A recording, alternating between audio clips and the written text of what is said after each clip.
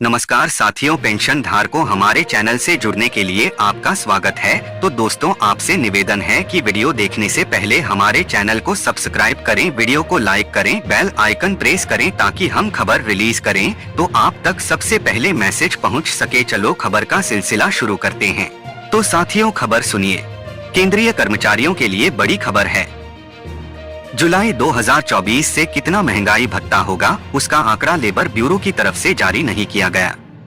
दरअसल जनवरी 2024 में महंगाई भत्ता DA हाइक 50% पर पहुंच चुका है।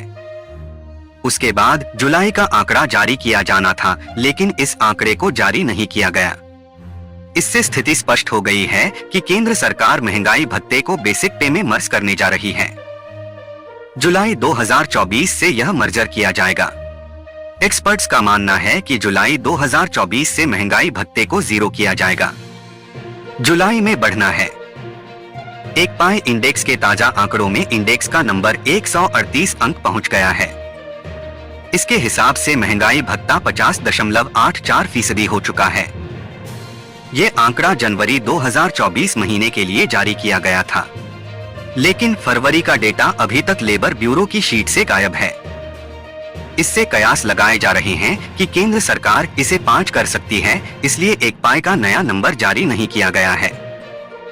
ऐसे में एक्सपर्ट्स का मानना है कि केंद्र सरकार जुलाई 2024 से महंगाई भत्ते को बेसिक पे में मर्ज करने जा रही है।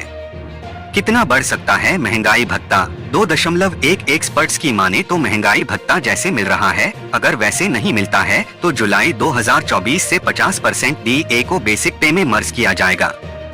इस प्रकार आपको नई बेसिक मिलेगी और नई बेसिक के ऊपर नया DA का भुगतान किया जाएगा। एक्सपर्ट की माने तो मर्जर होगा, लेकिन अगर मर्जर नहीं होता है तो महंगाई भत्ते का कैलकुलेशन का तरीका बदल जाएगा। दोनों में से कोई एक स्थिति के ऊपर केंद्र सरकार विचार कर रही है, इसलिए एक पाई के आंकड़े को रिलीज नहीं किया गया। एक्सपर्ट की माने तो महंगाई भत्ते का मर्जर होगा, लेकिन केंद्र सरकार अगर मर्जर नहीं करती है और जिस प्रकार से महंगाई भत्ता बढ़ रहा है उसी प्रकार से बढ़ाती है तो जुलाई 2024 से कुल महंगाई भत्ता 54% होने की संभावना दिखाई दे रही है। लेकिन पेंच वहीं पर फंस रहा है कि केंद्र सरकार एक पाई के नए आंकड़े जारी क्यों नहीं कर रही है। भारत पेंशन भोगी समाज ने कम्यूटेशन फैक्टर के निर्धारण तथा कम्यूटेशन बहाली की महत्वपूर्ण खामियों को उजागर करते हुए केंद्र सरकार को एक आग्रह पत्र लिखा है। भारत पेंशन भोगी समाज ने कम्यूटेशन हिस्से की बहाली 15 साल से घटाकर 12 साल करने की बड़ी मांग की है।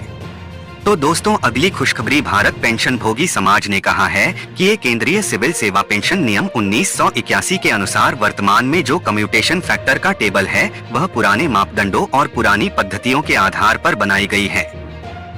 पिछले 10 सालों में ब्याज दर, मृत्यु दर और जीवन प्रत्याशा में बड़ा बदलाव हुआ है, इसलिए कम्यूटेशन फैक्टर टेबल को संशोधित किए जाने की आवश्यकता है। कर्मचारी रिटायर होते हैं तो वे अगर कम्यूटेशन कराते हैं तो कम्यूटेशन की गणना जिस टेबल के आधार पर की जाती है उस टेबल को कम्यूटेशन फैक्टर टेबल कहा जाता है। उदाहरण के तौर पे मान लीजिए अगर कर्मचारी 60 साल में रिटायर होते हैं तो कम्यूटेशन फैक्टर टेबल से 61 साल का एज वैल्यू लिया जाता है। अगर कर्मचारी 58 साल में रिटायर होते हैं तो कम्यूटेशन फैक्टर टेबल से 59 साल का एज वैल्यू लिया जाता है।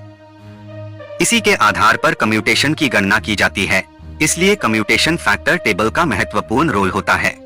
भारत पेंशन भोगी समाज ने केंद्र सरकार से मांग की है कि ये कम्यूटेशन फैक्टर टेबल में सुधार किया जाए। कम्यूटेशन फैक्टर टेबल पुराने डेटा पर आधारित है, अब समय आ चुका है कि इसमें सुधार किया जाए।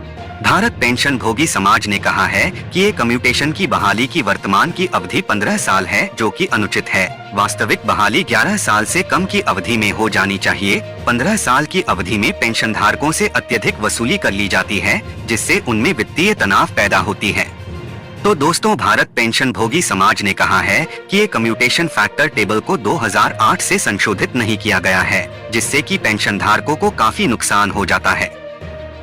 पिछले कुछ सालों से RBI रेपो दर, बाजार ब्याज दर, जीवन प्रत्याशा और मृत्यु दर में बदलाव के कारण कम्यूटेशन फैक्टर टेबल को हर 5 साल में संशोधन करने की आवश्यकता है।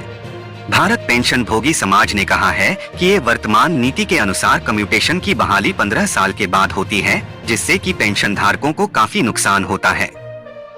पांचवें वेतन आयोग की सिफारिश के अनुसार इसको घटाकर 12 साल करना चाहिए, इसलिए वित्त मंत्रालय इसके ऊपर विचार करे और तुरंत 12 साल के बाद कम्यूटेशन बहाल किया जाए।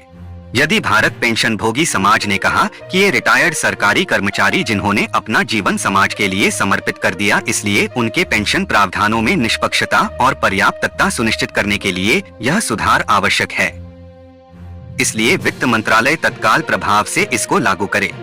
भारत पेंशन भोगी समाज ने कहा कि ये रिटायर्ड सरकारी कर्मचारी जिन्होंने अपना जीवन समाज के लिए समर्पित कर दिया, इसलिए उनके पेंशन प्रावधानों में निष्पक्षता और पर्याप्तता सुनिश्चित करने के लिए यह सुधार आवश्यक है, इसलिए वित्त मंत्रालय तत्काल प्रभाव से इसको लागू करे।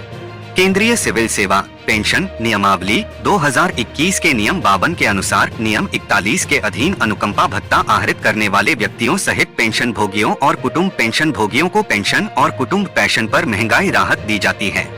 इस विभाग में यह स्पष्टीकरण मांगते हुए संदर्भ अभ्यावेदन प्राप्त हुए हैं कि क्या महंगाई राहत मूल बेसिक पेंशन पर देय है या संराशीकरण के पश्चात घटाई गई पेंशन पर भी देय है।